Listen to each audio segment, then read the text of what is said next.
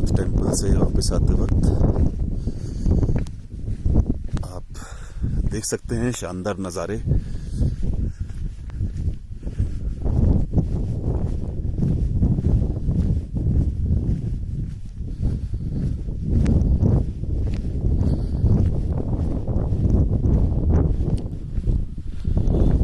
ये पत्थर,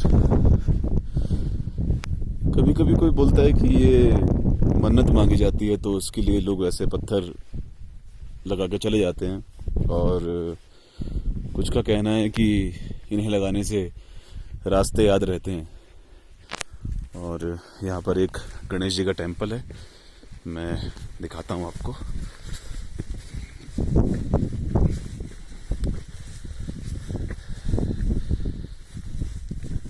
जय गणेश देवा।